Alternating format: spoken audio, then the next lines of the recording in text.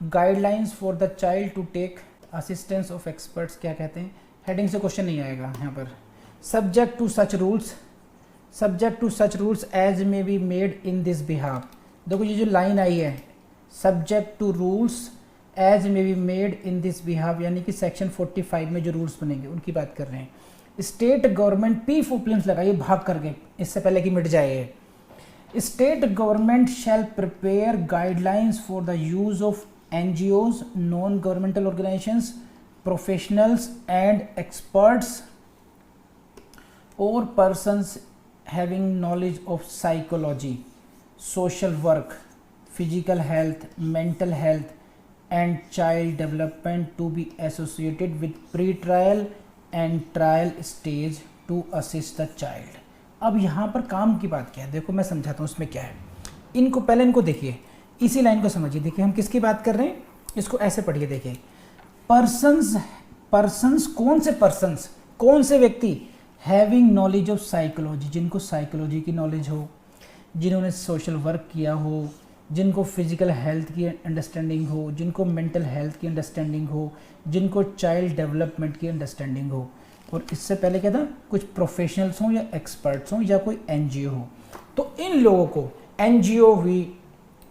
NGO हुई, professionals हुए, experts हुए या इन सब्जेक्ट्स के महारती हुए, इन लोगों को कैसे एसोसिएट करना है, टू बी एसोसिएटेड विद, बच्चे की हेल्प के लिए, टू असिस्ट द चाइल्ड।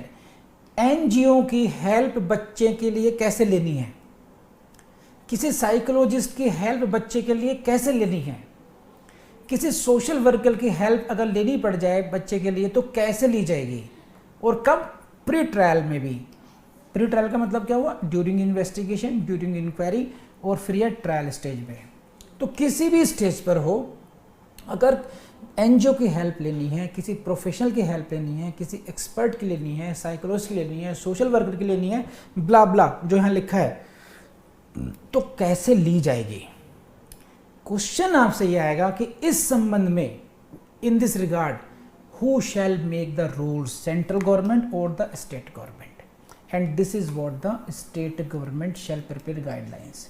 ये ध्यान रखना, state government shall prepare the guidelines for that. यहीं से शब्द क्या है, देखो हाईलाइट कीजिए इसको। अब इसको ऐसे पढ़ना दोबारा, देखो ये गाइडलाइंस कौन बना रहा है, स्टेट गवर्नमेंट बनाएगी इस संदर्भ में, लेकिन क्या होगा, सब्जेक्ट टू सच रूल्स 45 में, as may be made in this behalf. और अब मैं आपको सेक्शन 45 के दर्शन करा देता हूँ। सेक्शन 45 में क्या है, जो रेलिवेंट लाइन है, central government, please see this, central government में make rules, please P for planes लगाइए। सेक्शन 45 में कहता है कि पावर, रूल मेकिंग पावर किसके पास है, रूल मेकिंग पावर किसके पास है, सेंट्रल गवर्नमेंट के पास है। तो अब आप देखेंगे, आप इसको कंबाइन करके पढ़ना चाहेंगे तो subject to such rules as are made by the CG, central government, under section 45। तो केंद्र सरकार ने जो धारा 45 के अंतर्गत नियम बनाए हैं, उनके अधीन रहते हुए, रूल किसने बनाए हैं, रूल किसने बनाए, सेंट्रल गवर्नमेंट ने। इन नियमों के अधीन रहते हुए दिशा निर्देश कौन बनाएगा, गाइडलाइंस कौन बनाएगा, स्टेट गवर्नमेंट बनाएगा। किस संबंध में, कि किस तरीके से NGOs एंड अदर प्रोफेशनल को एसोसिएट करना है, और पर्पज क्या है, to assist the child. P for planes लगाइए। दो कितना टेक्निकल हो सकता है इसमें से questions. Subject to rules made by the central government, state government, guidelines, शब्दों पर पकड़ा दिया गाइडलाइंस, और फिर ध्यान ही रखा आप लोगों ने, रूल्स और गाइडलाइंस को मिक्स कर दिया।